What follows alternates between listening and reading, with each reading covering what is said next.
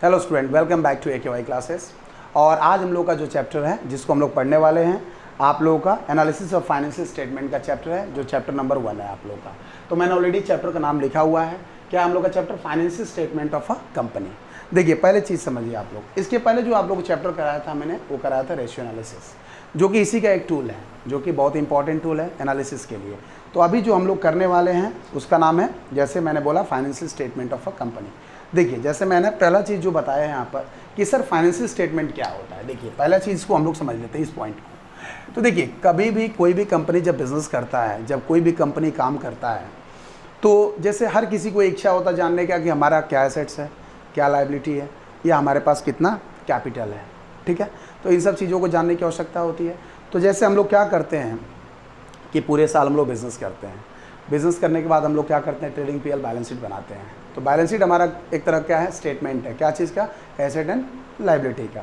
तो मैं ये बताना चाहता हूँ बेटा यहाँ पर कि जो फाइनेंशियल स्टेटमेंट होता है वो हम लोग हर साल, ईच एंड एवरी ईयर, मतलब ईच एंड आपका एवरी ईयर, मतलब हम लोग हर साल इसको बनाते हैं। क्या करते हैं हम लोग? हर साल प्रिपेयर करते हैं। क्यों करते हैं इसको हम लोग? इसलिए करते हैं ताकि हम लोग समझ सकें कि हमारा टोटल एसेट्स क्या है और लायबिलिटी क्या है। और देखिए, मैं एक और आप लोग को बात बताना चाहता हूँ यहाँ पर, जो फाइनेंशियल स्टेटमेंट ऑफ कंपनीज है, ये हम लोग क्यों पढ़ रहे हैं। जैसे आप लोग मान लीजिए कि आप एज ए इन्वेस्टर सोचिए, जैसे आप किसी भी कंपनी में, जैसे मान लीजिए इंडिया में बड़े बड़े जो कॉर्पोरेट हाउसेस हैं, अगर रिलायंस की बात करें, टाटा की बात करें, अगर बड़े बड़े कंपनियों की अगर हम लोग बात करते हैं, तो सारी कंपनियां कहीं ना कहीं एक बड़े लेवल पर अपने आप को ऑपरेट कर रही है, जैसे एक तरह का मल्टीनेशनल कंपनी है। तो जैसे मेरा कहने का मतलब क्या है यहाँ पर समझिए आप लोग, कि फाइनेंशियल स्टेटमेंट में जो स्टेटमेंट है उसका कंपैरिजन हम लोग इसलिए करते हैं ताकि हम लोग समझ सकें कि सर हम लोग का ग्रोथ क्या है, हम लोगों ने कितना हमारे ऊपर लायबिलिटीज़ है, या कितना हमारे ऊपर क्या, मतलब हमारे पास एसेट्स हैं। तो मैं ये बताना चाहता हूँ आप लोग को, पॉइंट इसमें क्या चीज़, कि एज ए इन्वेस्टर आप सोचिए, जैसे किसी कंपनी में अगर आप चाहते हैं कि आप पैसा अपना लगाएं, एज ए इन्वेस्टर आप वर्क करें, तो आपको सबसे पहले क्या करना पड़ेगा, फाइनेंशियल स्टेटमेंट को चेक करना पड़ेगा। चेक करने का मतलब जो बड़े इन्वेस्टर्स होते हैं, जिनके पास अच्छा कैपिटल है, जो मार्केट के बड़े इन्वेस्टर होते हैं, वो लोग हमेशा क्या करते हैं, जब भी कंपनी में कहीं भी अगर वो इन्वेस्टमेंट करते हैं, लेट एग्जांपल के तौर पर, वो चाहे वो 1 रुपया इन्वेस्ट करें, चाहे 1 करोड़ इन्वेस्ट करें, तो वो लोग हमेशा क्या करते हैं, those who are the good investors, तो उनके पास ये पोटेंशियल होता है, have a good knowledge to understand the data. तो वो लोग क्या करते हैं, वो लोग पहले उस चीज़ को एनालिसिस करते हैं। क्या चीज़ को? उसके फाइनेंशियल स्टेटमेंट को एनालिसिस करते हैं। एनालिसिस करने का मतलब क्या होता है बेटा, कि वो लोग चेक करते हैं कि मतलब कंपनी का जो पोजीशन है वो क्या नई कंपनी है या कितनी पुरानी कंपनी है, कितनों सालों से कंपनी काम कर रही है। तो इस चीज़ को वो लोग एनालिसिस करते हैं। तो अगर मान लीजिए एज ए इन्वेस्टर आप काम कर रहे हैं, तो अगर आपके पास अगर प्रॉपर नॉलेज नहीं है कि कंपनी कितने दिन से आई है, कंपनी का पिछला 2-3 सालों का क्या मतलब प्रेजेंटेशन रहा है, उसका क्या लास्ट पोजीशन में बैलेंस शीट रहा है, इस पोजीशन में क्या है, तो इसको जानना बहुत ज़रूरी होता है। तो अगर हम लोग इसके बारे में बात करें, तो इसलिए हम लोग को, या और भी पॉइंट ऑफ व्यू से हम लोग को ये इंपॉर्टेंट रोल प्ले करता है। तो इसलिए हम लोग पढ़ते हैं financial statement of a company, जिसको हम लोग समझते हैं। तो देखिए, हम ये बताना चाहते हैं, हालांकि यहाँ पर हम लोग एनालिसिस के बारे में समझेंगे, क्योंकि ये आपका एनालिसिस पार्ट है। तो देखिए, सबसे पहले हम लोग मतलब समझते हैं कि फाइनेंशियल स्टेटमेंट होता क्या है। तो क्या होता है, देखिए आप लोग, फाइनेंशियल स्टेटमेंट क्या होता है बेटा, it is the end product of a मतलब एनी ऑर्गेनाइजेशन और अकाउंटिंग पीरियड या अकाउंटिंग वर्क। ये अकाउंटिंग वर्क का क्या होता है, या अकाउंटिंग प्रोसेस का सबसे लास्ट प्रोडक्ट होता है, जिसको हम लोग बोलते हैं financial statement. They provide the information about the profitability and also the financial position of a business. तो सर, जैसे हम लोगों ने क्या किया, ट्रेडिंग बनाया, पीएल बनाया, बैलेंस शीट बनाया, ये सब सारी चीज़ों को हम लोगों ने बनाया। तो हमारे कहने का मतलब जो बैलेंस शीट है आपका, जो बैलेंस शीट है वो आपका क्या है, that is the financial position. और वो कैसे फाइनेंशियल पोजीशन है, क्योंकि आप देखोगे कि वहाँ पर आपका एसेट्स क्या है, आपका लायबिलिटी क्या है। तो इसी को हम लोग क्या बोलते हैं, that is known as the financial position of a company. Done. आगे देखिए आप लोग, सर इसका डेफिनेशन थोड़ा सा डिफाइन कर दीजिए। तो हम बोलेंगे सर कि the financial statement are the summary of the accounts of a business enterprises and the balances showing the assets, liabilities and the capital on a certain date and income statement showing the results. So such we can say profit or loss for the period. So this is known as the financial statement definition. तो हम लोग को यहाँ पर 2-3 चीज़ों को समझना है। जैसे हम लोग अगर बात करें बेटा, as per the section number 2, अगर हम लोग बात करते हैं section number 2 and sub section number 40, तो उसके हिसाब से अगर हम लोग देखें तो कंपनीज क्या कहता है, कंपनीज एक 2013 क्या कहता है कि financial statement in a relation to a company include the following steps. पहला हो गया कि balance sheet as the end of the financial year, मतलब पूरा जब साल हमारा खत्म होता है तो हम लोग क्या बनाते हैं, हम लोग इस स्टेटमेंट को तैयार करते हैं। अच्छा, आपसे कोई पूछ भी दे कि सर जो हमारा फाइनेंशियल स्टेटमेंट होता है वो मतलब कोई अकाउंट होता है या स्टेटमेंट होता है, जैसे मैं अगर कोई पूछे, जैसे हमारा मान लीजिए पीएल हो गया, जैसे हमारा मान लीजिए कि और भी जो हम लोग अकाउंट बनाते हैं, चाहे राम अकाउंट हो गया, चाहे इनकम, कोई भी जो आप अकाउंट बनाते हैं, तो आपसे कोई पूछ दे कि बैलेंस शीट जो है वो आपका कौन सा अकाउंट है, तो ये कोई अकाउंट नहीं है, स्टेटमेंट होता है। क्या होता है, समरी होता है एक तरह का। दिस इज अ समरी और स्टेटमेंट ऑफ मतलब आपका एसेट एंड लायबिलिटी। तो सर यहाँ पर पहला चीज ये होगा। दूसरा चीज अ स्टेटमेंट ऑफ प्रॉफिट, क्या दूसरा पॉइंट क्या हो जाएगा, a statement of profit and loss for the financial year. तीसरा हो गया आपका कैश फ्लो स्टेटमेंट आपका फॉर द फाइनेंशियल ईयर। चौथा क्या हो गया बेटा आपका, a statement of changes in the equity if applicable and आपका, और आगे जो मैंने बोला जैसे कि आपका वो। अब हम लोग का बात आता है, जैसे कंपनी भी कई तरीके का होता है, जैसे 1% कंपनी होता है, स्मॉल कंपनी होता है, लार्ज कंपनी होता है। तो चूंकि देखिए क्या है कि इतनी बड़ी बड़ी कंपनियों की हम लोग बातें कर रहे हैं, जैसे रिलायंस की बातें कर रहे हैं, SBI की बातें कर रहे हैं, तो ये सब बड़ी कंपनियां होती हैं। तो जरूरी नहीं है कि इस साल में एक ही बार बैलेंस शीट बनाए, ये कई बार अपना बैलेंस शीट को रिप्रेजेंट कर सकती है, क्योंकि इन लोग का ट्रांजेक्शन ज़्यादा है, टर्नओवर ज़्यादा है। तो इस साल में मतलब ऐसा नहीं है कि एक बार तो मैंडेटरी है, but as per your wish आप 2-3 बार भी बना सकते हैं as per the volume of the company, और कंपनी के ट्रांजेक्शन्स के ऊपर ये सब सारी चीज़ें होती है। तो जो मैंने अभी बताया आपको, ये कुछ आपका जो पॉइंट्स था जो फाइनेंशियल स्टेटमेंट से रिलेटेड था। अब अगले पॉइंट में हम लोग आते हैं, सर फाइनेंशियल ईयर क्या होता है। देखिए बच्चों, फाइनेंशियल ईयर का मतलब क्या होता है, पहले इसको समझते हैं। तो जैसे फाइनेंशियल ईयर का मतलब होता है बेटा, आप मान लीजिए हम लोग बात कर रहे हैं सर फाइनेंशियल ईयर आपका क्या होता है। अब जैसे मान लीजिए कि अभी आपका जो फाइनेंशियल ईयर चल रहा है वो चल रहा है आपका 1 अप्रैल मतलब 1 अप्रैल से लेकर के 2024 टू आपका 31 मार्च 2025। ये आपका क्या हो गया, फाइनेंशियल ईयर मतलब आपका ईयर, मतलब जहाँ पर आप प्रॉफिट मतलब चाहे जो भी चीज़ें जनरेट करें, जिस पीरियड में आप काम कर रहे हैं उसी को हम लोग क्या बोलते हैं, that is the financial year. क्या होता है बेटा, that is known as the financial year. तो आपको इसको ध्यान रखना है। और कुछ पॉइंट पे हम लोग डिस्कस करेंगे। जैसे देखिए क्या है कि हम लोग को अगर इस चैप्टर को समझना है तो पॉइंट टू पॉइंट चीज़ों को जानना पड़ेगा, क्योंकि इस चैप्टर के आधार पर हमारे आगे के जो भी चैप्टर्स हैं वो आपका मतलब कि बेस्ड है। तो इसलिए इसको जानना बहुत अच्छी तरीके से हम लोग की मतलब आवश्यकता है हम लोग के लिए। ठीक है, आगे देखिए बच्चों, अब हम लोग बात करेंगे sir what are the objectives. हम लोग बात करेंगे ऑब्जेक्टिव्स के बारे में। तो ऑब्जेक्टिव्स ऑफ द, जैसे हम लोग का ऑब्जेक्टिव क्या है, जो हम लोग फाइनेंशियल स्टेटमेंट प्रिपेयर कर रहे हैं तो उसका मेन ऑब्जेक्टिव्स क्या है। ऑब्जेक्टिव का मतलब आप लोग समझते हैं क्या होता है, कि हम उसका क्या मतलब वैल्यू क्या है, क्या क्यों हम उसको बना रहे हैं, तो अब उस चीज़ को हम लोग समझेंगे। तो सबसे पहले हम लोग देखेंगे बेटा कि ऑब्जेक्टिव्स की अगर हम लोग बातें करते हैं, क्या बातें हम लोग कर रहे हैं बेटा, ऑब्जेक्टिव्स की। तो ऑब्जेक्ट जैसे आप लोग पढ़ रहे हो तो आपके अंदर तो आपका कुछ तो ऑब्जेक्ट होगा कि हमको पढ़ के ये बनना है वो बनना है। तो ऐसे ही अगर हम लोग फाइनेंशियल स्टेटमेंट को प्रिपेयर करते हैं तो उसका अपना कुछ मतलब ऑब्जेक्टिव होता है। तो क्या क्या ऑब्जेक्टिव होता है थोड़ा उसको समझ लेते हैं। पहला ऑब्जेक्टिव होता है टू रिप्रेजेंट अ ट्रू, क्या, to represent a true and fair views of the financials performances of the business. मतलब आपका जो आपने काम किया, जो पूरे साल में आपने काम किया, अब उसको आप चेक कर रहे हैं, उसको आप मतलब दिखा रहे हैं। मतलब देखिए जैसे वो एकदम बिल्कुल सही होना चाहिए, और वो सही तभी होगा जब आप सही से उसको प्रिपेयर करेंगे। तो पहला ऑब्जेक्टिव ये होता है फाइनेंशियल स्टेटमेंट का कि उसको हम लोग प्रिपेयर करते हैं उसको जानने के लिए।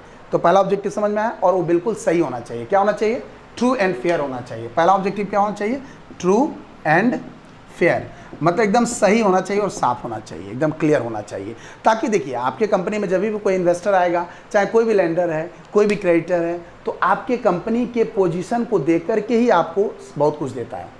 मतलब चाहे लोन देना हो, चाहे आपको बहुत सारा रॉ मटेरियल देना हो तो वो देता है। तो पहले चीज़ यहाँ पे ये इंपॉर्टेंट होता है कि आपको बिल्कुल ये जानना है कि आपका वो सही होना चाहिए और एकदम क्लियर होना चाहिए, ताकि वो सभी के लिए यूजफुल होना चाहिए। ठीक है, नेक्स्ट पॉइंट है to represent a true and fair views of the financial position. ठीक है, मतलब आपका एसेट्स है, इक्विटी है, जैसे लायबिलिटी है, ये बिजनेस का बिल्कुल सही होना चाहिए और ढंग से उसको आपको बैलेंस शीट में रिप्रेजेंट करना चाहिए। ठीक है, next point two provide the information about the cash flow from the various activities. जैसे हम लोग का कैश फ्लो भी जो है ना, जो हम लोग आगे पढ़ने वाले हैं फाइनेंशियल टूल्स के अंदर में, तो कैश फ्लो स्टेटमेंट भी एक बहुत इंपॉर्टेंट टॉपिक है जो हम लोग पढ़ेंगे। इसमें आपका जो फाइनेंशियल स्टेटमेंट है उसमें एक आपका पूरा चैप्टर ही है।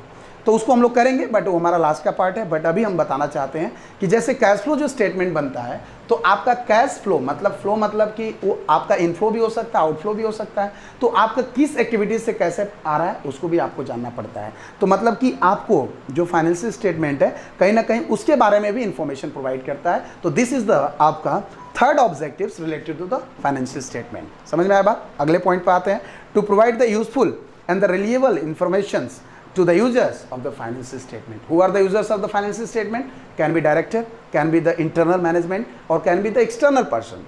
Can be आपका creditor, can be a employee, can मतलब वो तो internal हो गया employee, आपका जैसे investors हो गए। तो उन लोगों के लिए जानना बहुत मतलब important होता है कि आपका actual में मतलब फाइनेंशियल स्टेटमेंट क्या है, मतलब आपने जो रिप्रेजेंट किया वो बिल्कुल सही है कि नहीं, और आपका ऑब्जेक्ट क्या है। मतलब देखिए बहुत सारी कंपनियां क्या करती है, लोगों को डिसीव करती है, मतलब फ्रॉड करती है कंपनियां, तो वो गलत स्टेटमेंट भी प्रिपेयर करके दे देती है, गलत स्टेटमेंट भी दे देती है। तो इसलिए आपका मैं बता दूं कि जब भी कोई कंपनी रजिस्टर्ड होती है, कोई भी कंपनी अगर अपने मतलब मार्केट में जब आती है एज अ पब्लिक कंपनी, तो उसको जो है कि आपको सेबी हम लोग को हमेशा प्रोटेक्शन देता है, जो stock exchange board of India होता है हमेशा प्रोटेक्शन देता है, ताकि किसी के साथ कोई फ्रॉड ना हो। Is that clear everyone? तो this all are the objective of the financial statement. ठीक है, अब आगे बढ़ते हैं नेक्स्ट पॉइंट पर। ठीक है, चलिए देखिए आप लोग। तो देखिए अभी तक हम लोगों ने पढ़ा ऑब्जेक्टिव्स ऑफ मतलब हमारा फाइनेंशियल स्टेटमेंट। अब अगला पॉइंट में आते हैं, कैरेक्टरिस्टिक्स की बातें करते हैं। तो what are the characteristics of the financial position और आपका फाइनेंशियल स्टेटमेंट। देखिए बच्चों, पहला पॉइंट है आप लोग को, अच्छा अभी तक जो पढ़ा है आप लोग को समझ में आया, यस और नो?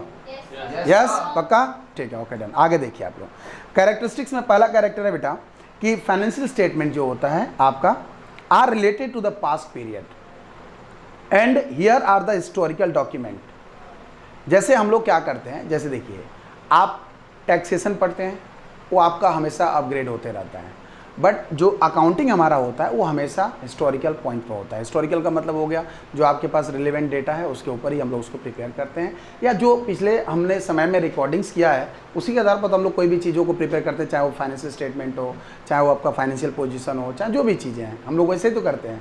तो यानी कि एक तरह का ये क्या है आपका हिस्टोरिकल डॉक्यूमेंट्स है। अगले पॉइंट में आते हैं नेक्स्ट में, they are express in terms of money. हम पहले भी पढ़ाए थे कि अकाउंटिंग करने का मतलब ये हुआ कि हम लोग जब तक उसको मतलब मॉनेटरी टर्म में नहीं करेंगे, मतलब कि दैट मीन्स अगर वहाँ मनी ही नहीं रहेगा, मतलब ट्रांजेक्शन ही नहीं होगा, ट्रांजेक्शन ही हम नहीं करेंगे कहीं पर बैंक में, चाहे किसी पार्टी के साथ, चाहे XYZ के साथ भी हम करते हैं, तो हम लोग ट्रांजेक्शन नहीं करेंगे तो रिकॉर्डिंग क्या करेंगे। और हमारा ये क्या है, अकाउंटिंग तरह का रिकॉर्डिंग है, मतलब हमको एनालिसिस करना पड़ता है, उसको रिकॉर्ड करना पड़ता है, समझना पड़ता है। तो हमारे कहने का मतलब ये है कि हम लोग यहाँ पर क्या करेंगे, they are express in terms of money. क्या दूसरा हमारा कैरेक्टर क्या हो जाएगा, they are expressed in the terms of money. तीसरे पॉइंट में आते हैं, फाइनेंशियल स्टेटमेंट आपका क्या शो करता है, मतलब कि profitability through the financial statement of आपका statement of profit and loss and financial position through the balance sheet. तो आपको ये ध्यान रखना है, मतलब कि सर यहाँ पर बोर्ड पे एक बार देख लेते हैं हम लोग का जो पॉइंट्स है। देखिए आप लोग, जैसे हम लोग का एसेट्स एंड लायबिलिटी जो इसके बारे में हम लोग सीखते हैं, कहाँ सीखते हैं, दैट इज द आपका फाइनेंशियल स्टेटमेंट। क्या होता है बेटा, फाइनेंशियल स्टेटमेंट। ये हमको पता चल गया सर कि फाइनेंशियल स्टेटमेंट से हमको क्या पता चल गया आपका, दैट इज व्हाट आपका मतलब एसेट क्या है, लायबिलिटी क्या है। और अगर हम लोग को इनकम स्टेटमेंट को समझना है तो हम लोग क्या समझना पड़ेगा, जिसको हम लोग बोलते हैं sir profit and loss account, जो कि हमको बताता है कि हमारा नेट प्रॉफिट वगैरह क्या है। तो इसको आपको समझ के रखना है। नेक्स्ट अगले पॉइंट में आते हैं बेटा। तो ये सब चीज़ों को तो हम लोगों ने समझ लिया। अब हम लोग बात करते हैं sir what are the essentials of the balance sheets. तो क्या क्या इसेंशियल हो सकते हैं, जो अभी हम लोगों ने पढ़ा, पहले ऑब्जेक्टिव्स पढ़ा, कैरेक्टरिस्टिक्स पढ़ा, अब हम लोग पढ़ेंगे इसेंशियल्स। क्या चीज़ का, फाइनेंशियल स्टेटमेंट का। तो पहला इसेंशियल ये होगा बेटा वेरीफिएबल। क्या होगा, वेरीफिएबल। दूसरा पॉइंट क्या होगा आपका, रिलेवेंट, शुड बी रिलेवेंट। दूसरा क्या होगा, शुड बी रिलेवेंट। तीसरा क्या होगा, अंडरस्टैंडेबिलिटी, मतलब आपका जो फाइनेंशियल पोजीशन होना चाहिए, स्टेटमेंट होना चाहिए, वो मतलब सभी के लिए, चाहे वो इंटरनल मैनेजमेंट हो चाहे एक्सटर्नल हो, सभी के लिए वो मतलब कि समझने के लिए मतलब सही होना चाहिए, मतलब एकदम सिंपल होना चाहिए। आपको मतलब जब भी कोई आए और यानी कि आपका जब भी स्टेटमेंट जो है फाइनेंशियल स्टेटमेंट आप पब्लिश करते हो, चाहे आप मतलब कहीं शो करते हो, तो आपको मतलब ऐसा होना चाहिए कि लोगों को समझ में आनी चाहिए, मतलब एकदम सिंपल वर्ड में सही तरीके से उसको रिप्रेजेंटेशन करना बहुत ज़रूरी होता है।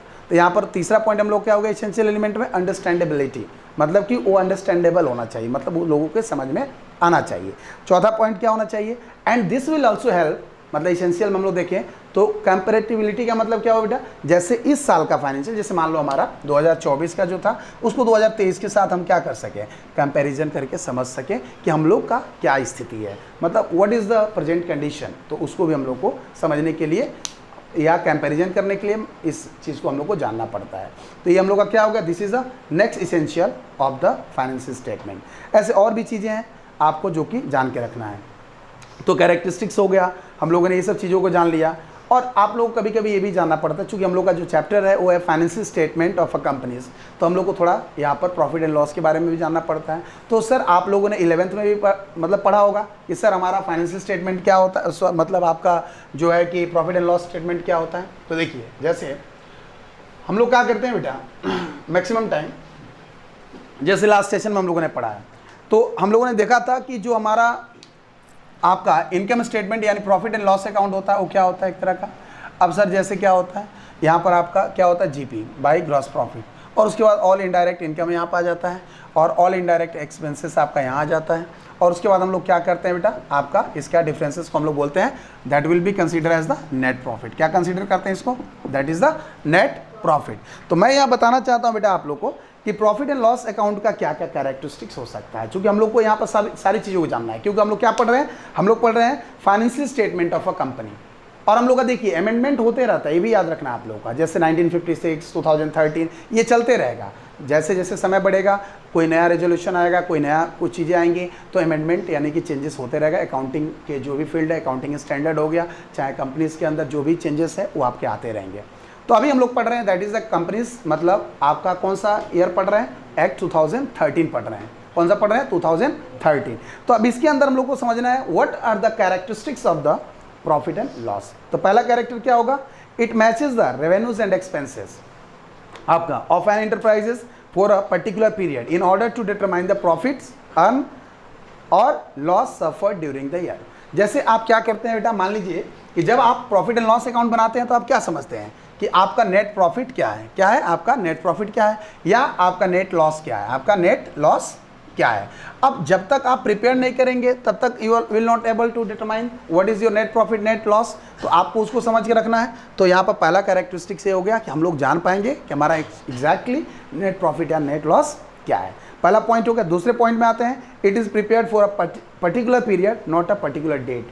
मतलब कि हम लोग जो भी इनकम स्टेटमेंट बना रहे हैं यानी कि प्रॉफिट एंड लॉस अकाउंट बना रहे हैं तो ये किसी डेट का नहीं है, ये जैसे आपका एक पर्टिकुलर ईयर का आप बना रहे हो, मतलब पूरे साल का आपने क्या काम किया है या कंपनी के वॉल्यूम के ऊपर है, 2-3 बार भी बन सकता है, तो उसके आधार पर हम लोग इसको प्रिपेयर करते हैं। डन। अगले पॉइंट में आ जाते हैं बेटा, नेक्स्ट पॉइंट में कि it is prepare for a past period and this also will be consider as the historical documents. Is that clear everyone? तो ये था, this all are the characteristics of आपका प्रॉफिट एंड लॉस अकाउंट। ठीक है, अब आगे बढ़ते हैं कि सर हमारा और भी चीज़ें हैं, जैसे nature of the financial statement, जहाँ हम लोग समझते हैं रिकॉर्डेड फैक्ट्स क्या होता है, अकाउंटिंग कॉन्सेप्ट्स क्या होता है, अकाउंटिंग कन्वेंशंस क्या होता है, अकाउंटिंग स्टैंडर्ड क्या होता है, जो कि आपने बेसिकली क्लास 11 में पढ़ा हुआ है। तो इन सब सारी चीज़ों को भी हम लोग करते हैं। अब आते हैं बेटा कि जैसे ये हम लोग जो फाइनेंशियल स्टेटमेंट जो बनाए, इसका यूजेस क्या है, इसका मतलब इंपॉर्टेंस क्या है, मतलब हम लोग क्यों इसका मतलब इसको क्यों प्रिपेयर करते हैं, तो इसके बारे में थोड़ा समझ लेते हैं कि sir there are many uses and importance हम लोग बोल सकते हैं ऑफ द फाइनेंशियल स्टेटमेंट। पहला चीज़, it will what information about the financial performances, यानी कि आपका जो बैंक में आपने काम किया उन सब सारी चीज़ों को लेकर के, तो यहाँ पर आपने क्या किया कि उसके परफॉर्मेंस को जानने के लिए इस स्टेटमेंट को आपने तैयार किया था। तो ये आपका पहला क्या हो गया, यूजेस हो गया। दूसरा क्या हो सकता है, इन्फॉर्मेशन अबाउट द आपका financial position, what is your assets, what is your liability and related to that. Assets में कई टाइप के एसेट्स होता है, लाइबिलिटी में भी कई काइंड्स का लाइबिलिटी होता है, कुछ फिक्स होता है आपका एसेट में, कुछ आपका करेंट होता है। ऐसे लाइबिलिटी में हमारा कुछ शॉर्ट टर्म होता है, कुछ लॉन्ग टर्म होता है, तो इस सब चीज़ों को हम लोग को जान के रखना पड़ता है। फिर आपका क्या होता है, also it what assisted to the management, मतलब मैनेजमेंट के लिए भी बहुत हेल्पफुल होता है, क्योंकि मैनेजमेंट जो हमारा है आगे कोई भी बड़ा डिसीजन लेता है तो उसी के आधार पर लेता है कि मतलब हमारा क्या फाइनेंशियल स्टेटमेंट है, हमारा क्या इनकम स्टेटमेंट है, मतलब हमारा क्या प्रॉफिट है, क्या लॉस है, उस आधार पर हमारा जो है कि मैनेजमेंट आगे काम करता है कि आगे नया इन्वेस्टमेंट कहाँ करना है, कैसे करना है और किस तरीके से करना है। डन। उसके बाद से आपका होता है आपका मतलब जैसे it also helpful in raising the loans and information to the users of financial statement and those who are interested in your company and want to invest, और वो चाहते हैं कि आपके कंपनी में इन्वेस्ट करें, तो वो क्या करेंगे, पहले आपके फाइनेंशियल स्टेटमेंट को चेक करेंगे। उसके लिए वो बहुत ज़्यादा मतलब लाइक कि बहुत एक्साइटेड रहते हैं जब भी कोई कंपनी अपना जब फाइनेंशियल स्टेटमेंट इशू करता है, तो क्योंकि उनको पता है कि हाँ अगले बार का पोजीशन क्या था, इस बार का पोजीशन क्या है, तो उसको जानने के लिए वो लोग देखते हैं, उस चीज़ को पढ़ते हैं। फिर आपका होता है ऑल्सो आपका टैक्स लायबिलिटी के लिए भी इंपॉर्टेंट ही होता है। तो this all are the important, और दैट मीन्स कि we can say sir uses and importance of the financial statement. ठीक है, और ये मैंने एक वीडियो इस चैप्टर में, चूँकि क्या है इसका लेंथ बहुत बड़ा है, तो हमने क्या किया, जो मेनली थ्योरी पार्ट है, जो इसका फर्स्ट सेक्शन है, मैंने उसको अभी आप लोग करा दिया। इसके बाद से इस चैप्टर को मैं 2-3 सेक्शन में कराऊंगा, तो आगे का इसका जो और भी पार्ट बचा हुआ है, इसको अलग से 2 सेक्शन तैयार करके और भी वीडियो डाल देंगे हम। और एक चीज़ और है आप लोगों को समझना है यहाँ पर, जैसे अभी हम लोगों ने जैसे आप लोगों को मैंने पढ़ा दिया, अगर इसके बावजूद भी आपको कोई दिक्कत होता है तो आप उस पर कमेंट करिए, लिखिए, हम उसको समझाएंगे। और जो भी डाउट्स है आप लोग हमसे पूछ सकते हैं, और वहाँ पर कमेंट करके आप लोग जब बोलेंगे तो हम आपको बता देंगे। तो हमारे कहने का मतलब है कि इस वीडियो को लाइक करिए, शेयर करिए और चैनल को सब्सक्राइब करिए। Thank you. और आगे का वीडियो हम आप लोगों को फिर से देंगे आगे सेशन में। Thank you.